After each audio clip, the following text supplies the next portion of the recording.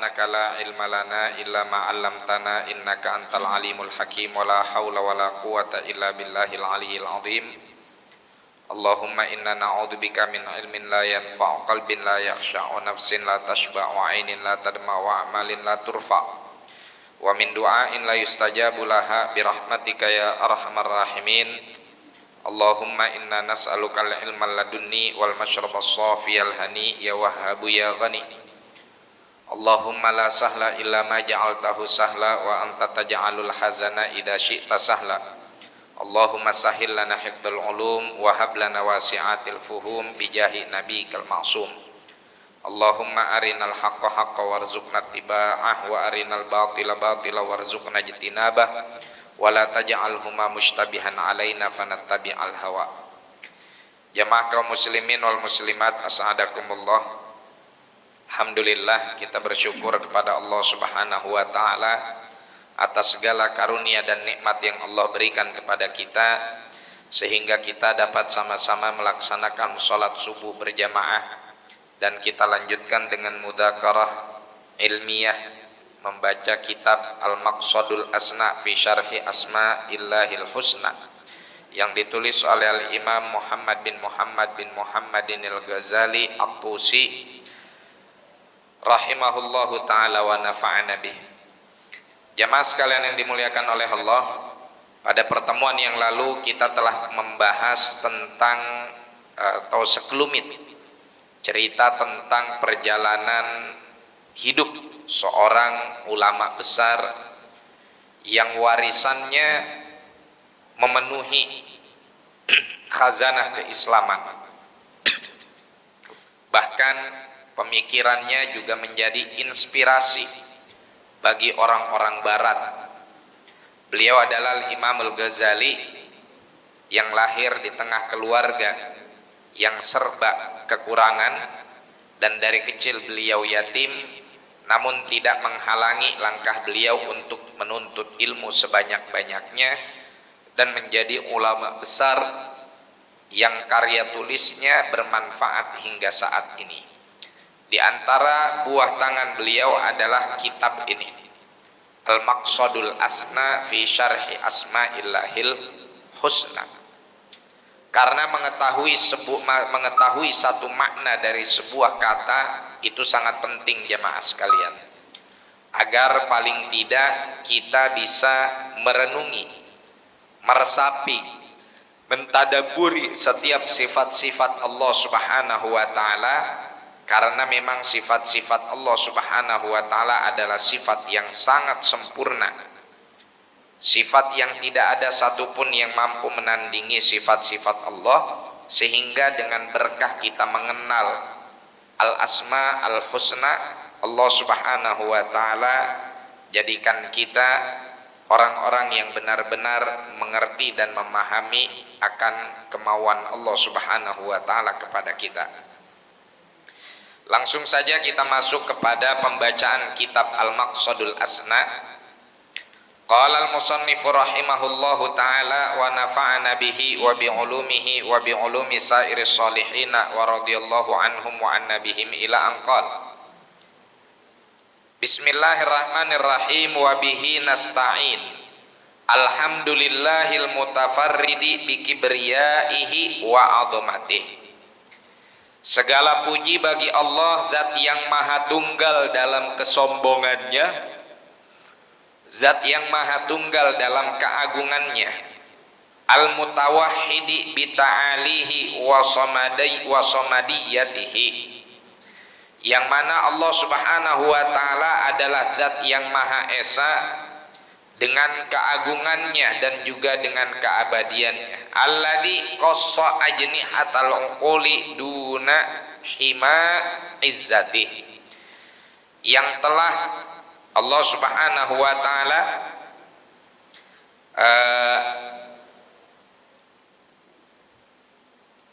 memotong sayap akal pada manusia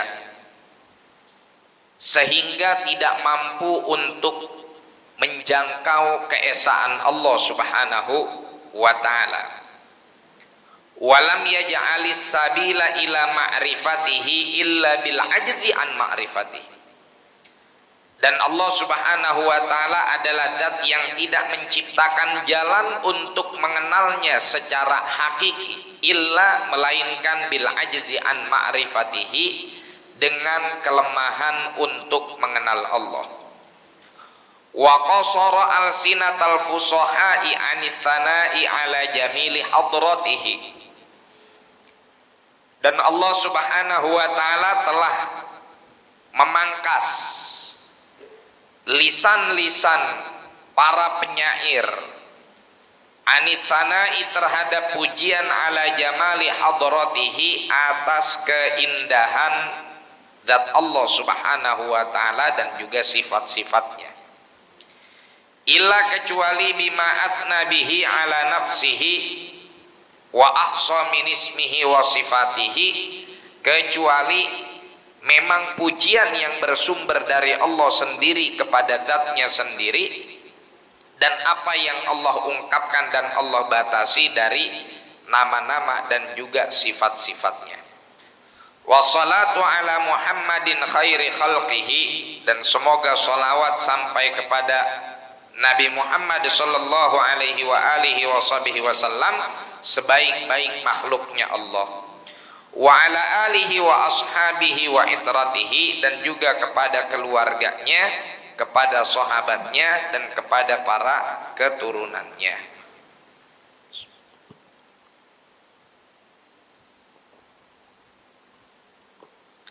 Jamaah sekalian, muqaddimah yang dituliskan oleh Al-Imam Al-Ghazali ini sangat luar biasa. Pertama, beliau mulai dengan kalimat alhamdulillahil mutafarridi bikibriyai. Maha suci Allah, segala puji bagi Allah, zat yang maha tunggal dengan kesombongannya. Dalam hadis qudsi Allah Subhanahu wa taala berfirman, al-kibriya'u ridai wal 'azamatu izari faman naza'ani fi syai'in minhuma 'adzabtuhu. Kesombongan adalah selendangku, atribut khusus bagiku. Wal 'azamatu, dan keagungan, izari adalah pakaianku. Faman naza'ani fi syai'in minhuma adzabtuhu, maka barang siapa yang menyelisihi salah satu dari dua hal tersebut, maka aku akan azab dia. Oleh karena itu jamaah sekalian, sombong itu cuma punya Allah.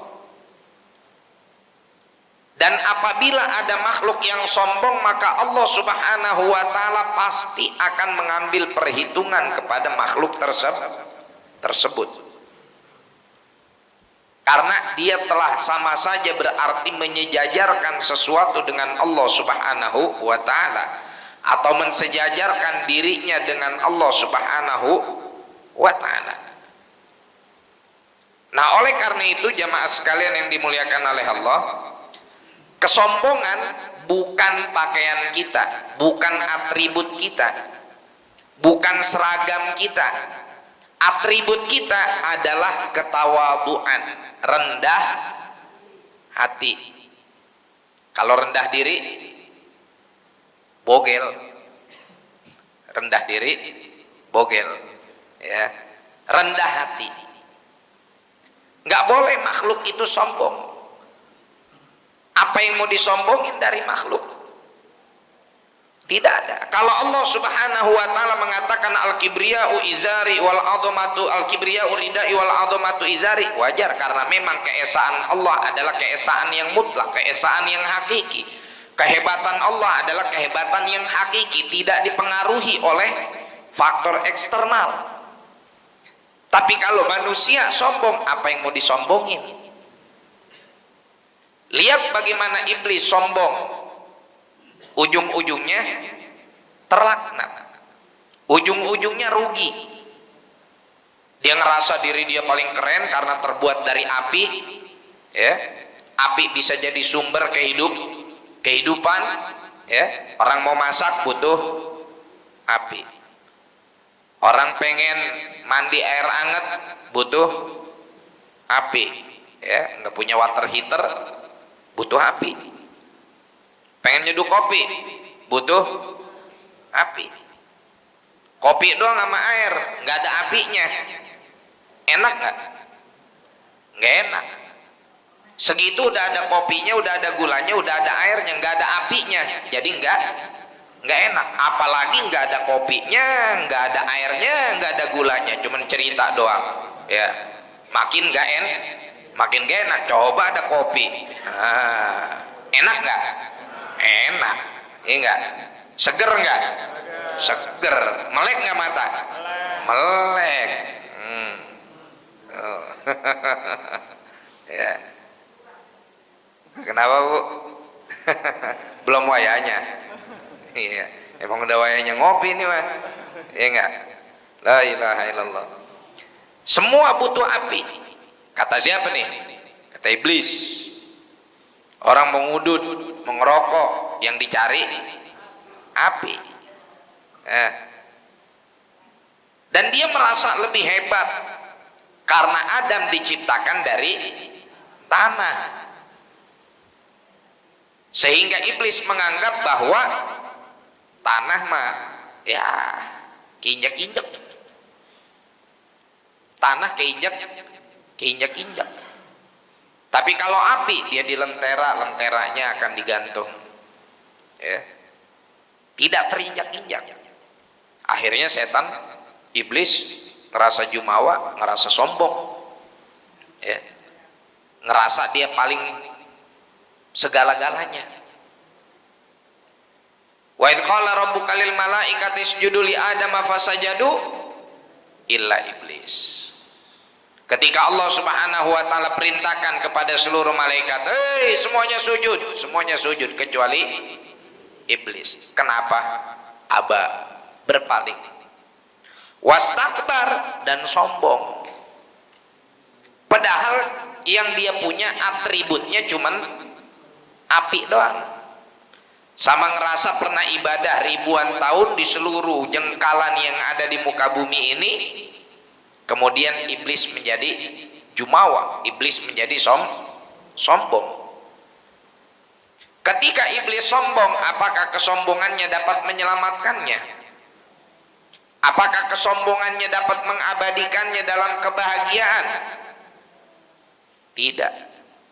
Justru karena kesombongannya dia terusir, bukan hanya dari surga, tapi juga terusir dari rahmat Allah Subhanahu wa ta'ala. Udah, sampai sekarang tuh. Padahal iblis ibadahnya mah kita, rajinan iblis bu. Dan lamaan dia ibadahnya. Ya kalau ibadah nggak nanggung, ya. Kalau kita ibadahnya tanggung mulu. Kalau nggak tanggung entar-entaran, tanggung sama orang. Sholat nggak, sibuk kerja. Terus ntar gimana ente kalau meninggal? Oh, pidiah mah cuman buat berpuasa, ya, dalam bab puasa hakada. Akhirnya iblis terjauhkan dari rahmat Allah Subhanahu wa ta'ala gara-gara sombong doang tuh, ngerasa paling banyak ibadahnya, ngerasa bahan baku penciptaannya lebih mulia daripada bahan baku penciptaan Nabi Adam. Aba wastakbar wa kana minal kafirin. Kalau Allah Subhanahu wa ta'ala sombong dan maha agung, amat sangat diwajarkan, karena segala sesuatunya adalah milik Allah. Lah kalau kita manusia sombong, apa yang mau disombongin? Iblis saja yang terbuat dari api mau sombong, zaman itu belum ada apa-apa, nggak ada banyak saingan, pada akhirnya iblis pun sirna. Tapi apa yang mau kita sombongin? Ibu mau sombong sama kecantikan ibu 40 tahun yang lalu, ya enggak? 40 tahun yang lalu mungkin ibu kembang, wih, pede banget kembang desa. Hah, kembang pasir.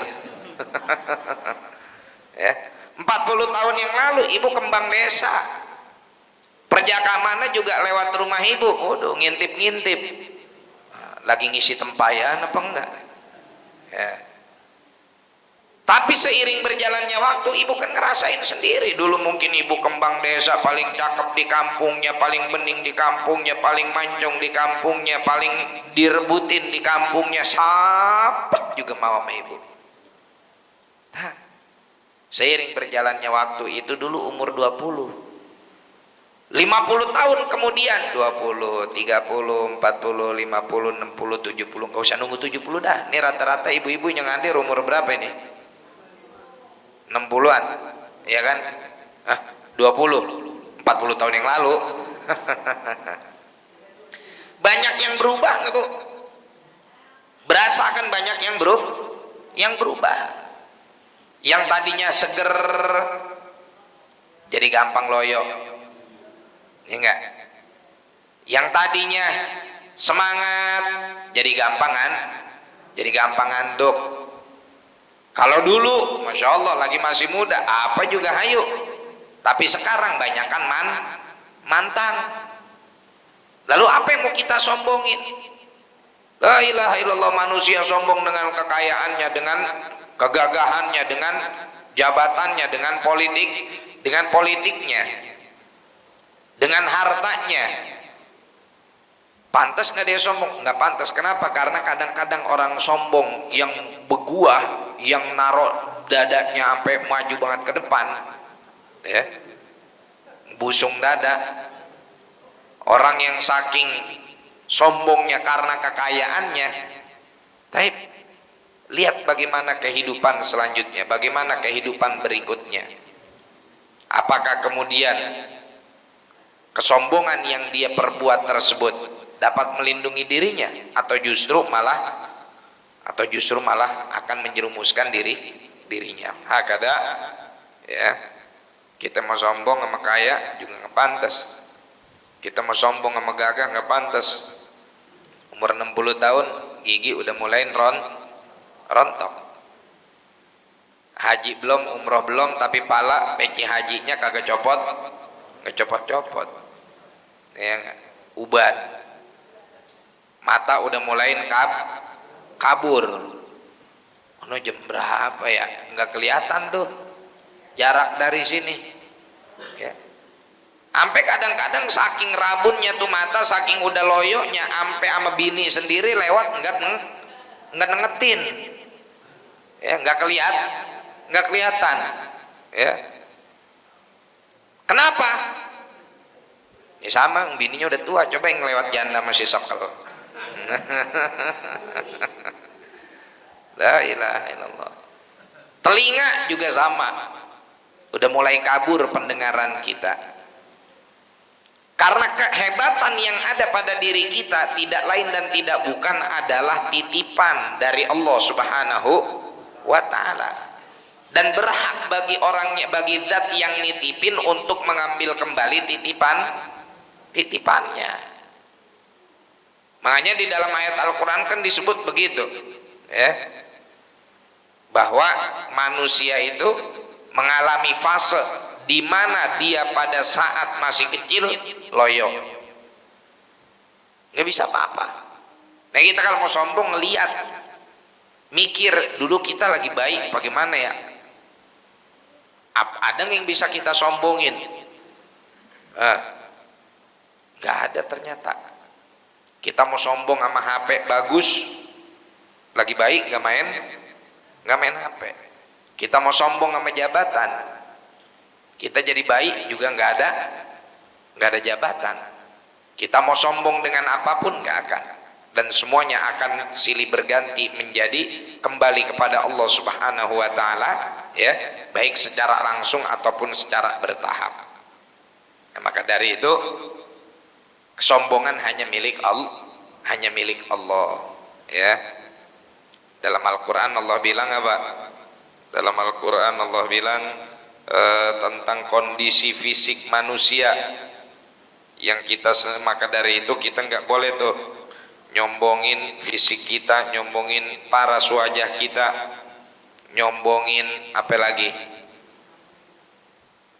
Rumah kita, jabatan kita dan lain-lain sebagainya. Nah, ini apa kata Allah dalam Al-Qur'an? Nah, Allahul ladzi khalaqakum min dha'fin. Allah lah yang menciptakan kalian dari yang tadinya lemah. Baik baru lahir, udah Pak. Loyo tuh, bapak-bapak juga udah pasti ngerasain ngedampingin istrinya lahiran. Nggak ada bayi baru lahir langsung jadi petarung tinju. Nggak ada bayi baru lahir langsung jadi orang kaya. Ya, kalau jadi orang kaya sih ada, cuman kan bukan harta dia, harta orang tuanya. Yang mengusahakan siapa? Yang berusaha adalah orang tuanya.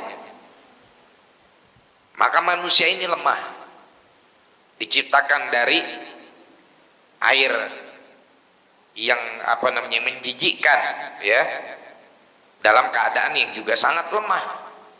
Dan itu kalau bukan karena Allah Subhanahu wa taala ngebantu setiap makhluknya untuk pada akhirnya mendapatkan rezekinya, mendapatkan makanannya, mengoptimalkan tubuhnya, waduh, nggak ada yang bisa hidup kita, jemaah sekalian. Ya, kenapa? Karena semuanya serba sulit bagi kita, ya, karena kitanya lemah. Tsumma ja'ala min ba'di dha'fin quwwah. Kemudian Allah Subhanahu wa taala bilang, dan Allah lah yang menjadikan kalian dari yang tadinya lemah akhirnya punya kekuatan bisnis, kekuatan paru-paru, kekuatan semualah yang ada di fisik kita, ya, kekuatan finansial. Tapi berapa lama itu bertahan? Ya, variatif. Ada yang lama kayaknya, ada yang kayaknya cuman sebentar. Lagi baru bangun bisnis, viral, masya Allah, siapa aja datang belanja ke situ. Ternyata sayang banget bisnisnya nggak berjalan, ya, menjadi lemah. Semuanya kembali menjadi lemah. Dari yang tadinya lemah kemudian min ba'di dha'fin quwwah dijadikan kekuatan. Tsumma ja'ala min ba'di quwwatin dha'fan wa syaibah. Habis kuat lemah lagi, jadi lansia, syaibah, ya, jadi tua, jadi aki-aki, jadi nenek-nenek. Iya, kalau panjang umur, kalau pendek umur, belum keburu ngerasain jadi aki-aki, belum keburu ngerasain jadi nenek-nenek. Kalau udah jadi aki-aki, jadi nenek-nenek, dulu petantang-petenteng sama badannya yang tegap. Sekarang jangan kata dia mau berantem, biar kata dulunya jawara. Kalau udah tua, umur 70 tahun, jangan kata ketemu musuh, ketemu beton nangka juga takut. Ya, makan sayur asem ada beton nangkanya, kira-kira diambil nggak tuh? Kagak, takutnya digigit geraham kanan jelepat ke kiri, digigit geraham kiri jelepat ke kanan, ujung-ujungnya kelolodan, ya, kelolodan, ketelak, ya. Kemana giginya? Habis, hilang udah, balik lagi jadi kayak anak kecil.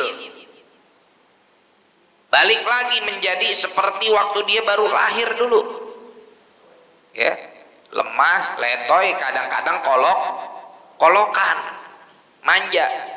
Udah umur 70 tahun, udah umur 80 tahun, biasanya kadang-kadang orang kolokan. Balik lagi jadi manja, jadi kayak anak kecil, tiba-tiba tantrum, marah-marah, nggak jelas dan lain-lain sebagainya. Hakada la ilaha illallah. Maka kalau udah tua baru kadang-kadang kita pada sadar, nah iya ya, saya lagi muda begini mulu. Alhamdulillah kalau mendapat tegurannya masih di dunia, kalau dapat tegurannya di akhirat udah sulit. Wal mutawahhidu bi ta'alihi wa samadiyatihi. Allah Subhanahu wa taala yang kemudian ia adalah zat yang maha tunggal dalam keabadiannya, dalam keagungannya, Subhanallah. Dan gak ada yang bisa menyamai ini semua. Setiap orang yang memiliki kuasa pada akhirnya akan turun juga. Kita kenal Raja Namrud. Raja Namrud itu raja yang menghakimi dan menghukumi seluruh alam semesta. Ya. Tapi matinya gara-gara apa? Dalam riwayat ada yang bilang semut, ada yang bilang nyamuk. Intinya tuh nyamuk atau tuh binatang masuk ke dalam kupingnya. Masuk ke dalam kuping, kagak keluar-luar lagi. Ya. Biasanya semut kalau masuk ke dalam kuping diolesin balsem dikit atau diolesin minyak kayu putih, ntar juga dia keluar sendiri. Ini kagak. Masuk ke dalam. Awalnya dia pikir biasa, semut kecil receh, ntar juga masuk ke telinga, paling bentar lagi mati. Ya. Nggak ada yang bisa dia konsumsi, nggak ada yang bisa dia makan, terus mati. Ternyata makin hari makin sakit, masuk ke kepala. Ya, wala'iyadzubillah. Padahal dulunya petantang petenteng. Ya. Dulunya sentak senger. Dulunya kayak jagoan. Cuman gara-gara semut, cuman gara-gara lalat, cuman gara-gara nyamuk, kalahnya yang begituan tuh. Nah, maka dari itu kita manusia kudu sadar dan kudu ngeh bahwa keesaan dan keagungan hanya milik Allah Subhanahu wa ta'ala. Alladzi qassa ajnihatal uquli duna hima izzatihi. Dan Allah Subhanahu wa ta'ala memotong setiap akal manusia, dalam artian gini ya. Ini kita terjemahkan apa adanya seperti yang di kitab, karena kita cenderung menganggap ini sebuah perumpamaan. Qassa ajnihatal uqul. Otak kita Bapak Ibu sekalian seakan-akan kayak digunting. Dari hal apa? Dari hal memikirkan hakikat Allah Subhanahu wa ta'ala, bagaimana bentuknya apa segala macam, walaupun akidah kita tidak mempercayai hal itu. Tapi ala kulli hal ya, ini pula lah yang kemudian menjadi penyebab kenapa kitab ini ditulis ya oleh Imam Al-Ghazali. Nah, beliau bilang bahwasanya Allah Subhanahu wa ta'ala tidak menciptakan jalan bagi hambanya yang bagi hambanya kecuali jalan menuju Allah Subhanahu wa ta'ala itu masih memperkenankan ya. Kita tidak akan bisa kemudian logika kita, pemikiran kita, akal kita menjangkau hakikat Allah Subhanahu wa ta'ala, lemah. Makanya Sayyidina Abu Bakar Siddiq pernah bilang gini, wal ajzu an darkil asya'i idraku. Kelemahan kita untuk mengenal hakikat sesuatu itulah pengetahuan yang sesungguhnya. Kelemahan kita untuk mengenal hakikat Allah itu seperti apa, itulah yang sesungguhnya, ilmu yang benar-benar ya, ilmu yang benar-benar. Karena memang zat Allah tidak bisa untuk kemudian diketahui dan diliputi oleh makhluk yang notabene makhluk itu sendiri ciptaan Allah. Jadi gak usah nanya Allah zatnya kayak bagaimana ya, Allah bentuknya kayak apa, gak usah nanya, karena akal kita gak akan sampai ke sana. Jangankan istilahnya akal kita untuk memikirkan bagaimana hakikat Allah ya, akal kita baru kita pakai untuk mengetahui hakikat dari sesuatu yang lain saja kadang-kadang terbatas ya, kadang-kadang terbatas, apalagi untuk mengetahui zat Allah Subhanahu wa ta'ala. wa qasara alsinatal fusahai anithanai ala jamili hadratih. Dan Allah Subhanahu wa taala pula lah yang kemudian memendekkan atau membungkam, ya lebih tepatnya ya membungkamlah atau mengurangi pujian orang-orang fasih, ya. Fasih di sini artinya para sastrawan yang biasa bikin puisi, yang biasa bikin qasidah untuk memuji,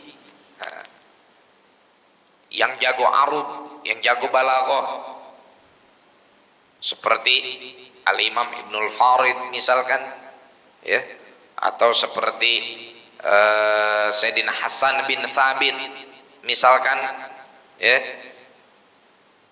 Ini semua para penyair-penyair tersebut, sebagus apapun syairnya, nggak akan pernah sampai kepada hakikat pengenalan Allah Subhanahu wa taala. Makanya percuma, ya, dalam artian apa yang kita tuliskan, yang kita ungkapkan untuk memuji Allah Subhanahu wa taala itu nggak akan pernah bisa menyamai hakikatnya, ya, nggak akan pernah bisa menyamai hakikatnya. Illa bima athna bihi ala nafsihi wa ahsa min ismihi wa sifatihi. Lain halnya kalau Allah Subhanahu wa taala, ya, kemudian ialah yang memuji zatnya sendiri. Allah yang memuji zatnya sendiri, dan ini banyak di dalam ayat-ayat Al-Quran, seperti misalkan firman Allah subhanalladzi asra bi abdihi laila, atau firman Allah fasubhanallahi hina tunsuna wa hina tusbihun walahul hamdu fis samawati wal ardi wa asyiya wa hina tudhirun. Ini Allah sedang memuji zatnya sendiri, memuji dirinya sendiri, ya. Kalau itu ya udah pasti terjangkau. Kenapa? Karena Allah sendirilah yang memuji dirinya, ya. Wa ahsa min ismihi wa sifatihi, dan Allah pula lah yang kemudian menghitung dan mempublikasikan sifat-sifat yang baik, ya, yang dimiliki oleh Allah Subhanahu wa taala, sebagian kalau bahasa anak zaman sekarang di-spill, ya, dibuka oleh baginda Nabi Muhammad sallallahu alaihi wasallam. La ilaha illallah. Luar biasa ini. Muqaddimahnya aja udah ngajarin kita untuk jangan jadi manusia yang sombong, ya. Karena yang tahu hakikat Allah hanya Allah Subhanahu wa taala.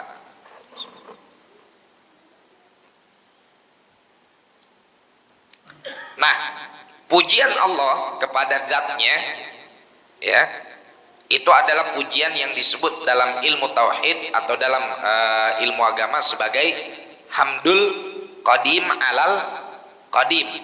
Pujian dari zat yang maha qidam kepada zat yang maha qidam itu sendiri, yaitu Nabi Muhammad sallallahu alaihi yaitu Allah Subhanahu wa taala memuji dirinya sendiri. Baru nanti kemudian ada namanya hamdul qadim alal hadits, pujian Allah kepada makhluk seperti pujian Allah kepada Nabi Muhammad sallallahu alaihi wasallam. Itu ada contohnya dalam Al-Qur'an, ya, seperti firman Allah wa innaka la'ala khuluqin adzim. Itu pujian Allah kepada Nabi Muhammad hamdul qadim alal hadits. Jamaah sekalian, kemudian Al-Imam Al-Ghazali mengatakan amma ba'du faqad sa'alani akhun fillahi ta'ala tata'ayyanu fid dini ijabatuhu syarha ma'ani asma'illahil husna. Kenapa beliau nulis kitab ini? Karena ada saudaranya, ada kerabatnya, ada koleganya yang kemudian mereka ini meminta kepada Sayyidina Al-Imam Al-Ghazali untuk, ya Imam, tolong dong jelasin kepada kita tentang Asmaul Husna. Ya, pada minta jelasin. Wah subhanallah, langsung jadi kitab. Ya. Jadi hebatnya ulama zaman dulu gitu, Pak. Ditanya dikit jadi kitabnya tebel. Sama kayak Imam Syafi'i. Imam Syafi'i dapat surat dari gubernur Mawaro An-Nahar, dari daerah sekitar sungai Dejlah dan sungai Furat, sungai Tigris. Ya. Datanglah tuh surat kepada Imam Syafi'i. Dibuka oleh Imam Syafi'i, apa isi suratnya? Isi suratnya, ya, karena orang ini nggak paham isi Al-Quran, tolong dong ajarin saya bagaimana cara memahami ayat-ayat Al-Quran, karena saya lihat sepertinya ayat-ayat yang ada di dalam Al-Quran ini, ya, sulit untuk saya pahami. Akhirnya Imam Syafi'i dibikin tuh kitab namanya Ar-Risalah. Namanya apa, Bu? Ar-Risalah, artinya surat. Disitulah Imam Syafi'i menjelaskan bahwa metodologi hukum seperti ini, cara istinbat seperti ini, cara kita kumpul kayak begini, ya. Itu semua apa namanya? Diminta oleh sahabat-sahabatnya Imam Al-Ghazali untuk kemudian beliau menulis sebuah kitab. Ya, sama seperti Al-Imam Syafi'i, ditulis kitab Ar-Risalah, balikin jadi ilmu, namanya ilmu usulul fiqh. Jadi ilmu namanya ilmu usulul fiqh. Nah sekarang sama, Al-Imam Al-Ghazali ditanya juga sama sahabatnya untuk menjelaskan tentang Al-Asmaul Husna. Akhirnya beliau tulislah kitab ini. Ya. Kalau zaman sekarang udah rada jarang ulama atau kiai ditanya, habis itu pertanyaannya jadi sumber inspirasi nulis kitab. Ya. Beliau dalam apa namanya, dalam keadaan yang sangat sibuk sebagai seorang rektor Universitas An-Nidhamiyah seperti yang kita sampaikan pada pertemuan sebelumnya. Tapi subhanallah, ada orang bertanya, ada orang dizalimi. Nah, beliau tidak sungkan-sungkan untuk kemudian memberikan bantuan berupa tulisan kitab. Nanya doang padahal jadi kitab tebel. Kalau kita zaman sekarang udah jarang kayak begini, karena kalau ada jamaah nanya kita bikin kitab, kitabnya juga nggak dibaca sama jamaahnya. Jamaah zaman sekarang orang ngaji lebih demen langsung ngedengerin. Kalau nanya juga, Ustaz ini begini, udah lebih demen ngedengerin daripada kita kasih dalam bentuk catatan. Ya, kalau dalam bentuk catatan ya paling jeliet doang, dibaca mah kagak. La ilaha illallah. Wa tawaradat alayya aswilatuhu tatra. Nanyanya mintanya enggak sekali tapi berkali-kali. Falam azal uqaddimu fihi rijlan wa akhira ukhra. Baik. Akhirnya apa yang terjadi? Karena pertanyaannya ini terus-terusan, kayak nggak ada pertanyaan yang lain, ya, terus ditanya, ya Imam tolong dong apa namanya jelasin kepada kita tentang syarah Al-Asmaul Husna. Sekali, dua kali, tiga kali. Nah, ini orang nanya terus, berarti memang butuh, memang perlu, memang pengen ngaji. Akhirnya diajarinlah oleh beliau Al-Imam Al-Ghazali untuk kemudian menulis kitab ini.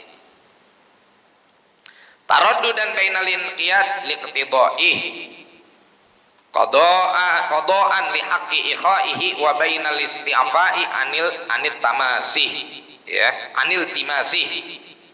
Awalnya beliau ragu antara ngerjain atau enggak, tapi pada akhirnya beliau yakini, ya, yaudah saya kerjain. Dalam bentuk apa? Sebagai bentuk inqidaan li haqqi ikhaihi, ya, supaya untuk memenuhi hak ukhuwah, hak persahabatan. Jadi hak persahabatan itu apa? Mancing bareng, ngerokok bareng, main game bareng. Akhlak persahabatan itu adalah saling at-tanasuh, saling menasehati. Maka di sini dibilang falam azal uqaddimu fihi ra'yan wa akhira ukhra. Ya. Akhirnya beliau rela untuk kemudian mengajarkan orang-orang yang ingin belajar kepada beliau. Subhanallah. Taraddudan bainal inqiyad biqtida'ih wa qada'an li haqqi ikhaihi.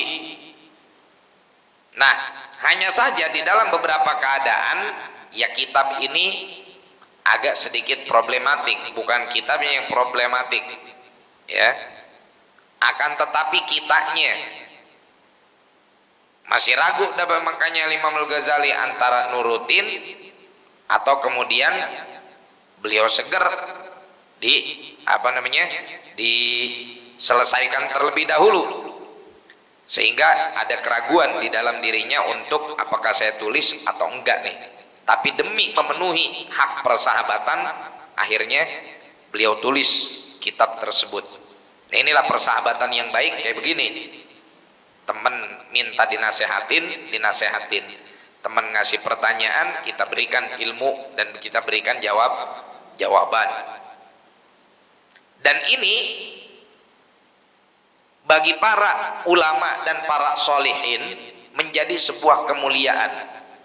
Kalau ada orang nanya terus kita jawab, itu yang terpatri di dalam benak mereka bukan kemudian merasa mengajari, tapi justru merasa mendapatkan sebuah kemuliaan dan kehormatan berkah pertanyaan saudaranya tersebut. Ya, nggak kemudian ngerasa, oh ada orang nanya nih, oh, berarti gue paling pintar, gue paling alim, ya, gue lebih pintar daripada dia, buktinya dia nanya sama gue. Nah, itu nggak ada tuh perasaan kayak gitu di kalangan kaum sholihin. Justru ketika ada orang yang bertanya, ada sahabat yang bertanya, ya fulan apa hukumnya ini, bagaimana pendapat kamu, apa saran kamu buat saya? Nah, apa yang beliau lakukan, apa yang orang soleh lakukan? Yang mereka lakukan adalah merasa, nah ini kesempatan saya buat punya amal baik. Terima kasih ente sudah berperan untuk menghantarkan saya kepada jembatan kebaikan. Andaikan kamu nggak bertanya kepada saya, mungkin ilmu saya belum ada berkahnya. Itu begitu orang soleh tuh. Ya, para salaf kita kalau ada orang bertanya ngasih jawaban, niatnya apa? Niatnya untuk belajar, niatnya untuk mensyukuri nikmat Allah. Hakada akhdan sabilal hadri wa udulan an rukubi matnil khatar wa istiqsaran liquwatil bashar andarki hadal watar. Namun Al-Imam Al-Ghazali ya dalam keraguannya sempat berpikir, dia ini benar-benar ikhlas nggak nih nulis kitab ini, atau jangan-jangan cuma topeng semata, bukan untuk keikhlasan menasehati, tapi justru untuk merasa menjadi guru, merasa menjadi yang lebih alim, merasa menjadi yang lebih pintar. Ya, ini yang dikhawatirkan oleh sosok seperti Al-Imam Al-Ghazali pada saat beliau nulis kitab ini. Khawatir kalau nanti kitab ini justru membahayakan bagi membahayakan bagi dirinya gara-gara ngerasa sombong, ngerasa punya ilmu, ngerasa pinter. Yaudah akhirnya orang sombong balik lagi. Kalau udah ngerasa, oh dia mah kagak bisa baca Fatihah kalau bukan gara-gara gua gurunya. Dia mah gak bisa baca Quran kalau bukan karena gua gurunya. Ini yang kayak begini 11-12 sama jin Ifrit. Ya. Merasa dirinya si paling punya peran. Kayak siapa tuh? Kayak Qarun. Qarun kan waktu disuruh untuk taat, apa kata dia? Qarun. Nabi Musa kan ngirim muridnya, ngirim umatnya ke Qarun untuk ngambil sedekahnya si Qarun. Ya, diperintah oleh Nabi Musa. Begitu diperintah oleh Nabi Musa, Qarun ngebanting surat Nabi Musa. Padahal dulu dia miskin yang ngedoain Nabi Musa biar jadi kaya. Begitu kaya malah lupa sama Nabi Musa. Sampai kepada firman Allah Subhanahu wa taala, innama utituhu ala ilmin indi. Si Qarun akhirnya ngerasa, oh, ini kerajaan bisnis saya semuanya saya dapatkan karena kerja keras dan keringat saya sendiri. Nggak ada tuh namanya bantuan Allah. Udah, akhirnya apa yang terjadi? Musibah, bencana, hukuman bagi seorang Qarun karena kesombongannya di hadapan Allah Subhanahu wa taala. Nah, ini yang dikhawatirkan oleh para ulama ketika mereka mencatat, ketika mereka menulis, tapi tetap mereka kemudian pada akhirnya menghargai ilmu tersebut dengan mengabadikannya dengan berbagai macam cara. Wallahu a'lam bishawab. Insyaallah pertemuan yang akan datang ada beberapa permasalahan yang dituliskan oleh Imam Al-Ghazali di dalam muqaddimahnya beliau dan kita belum menyelesaikan ini. Ada pertanyaan?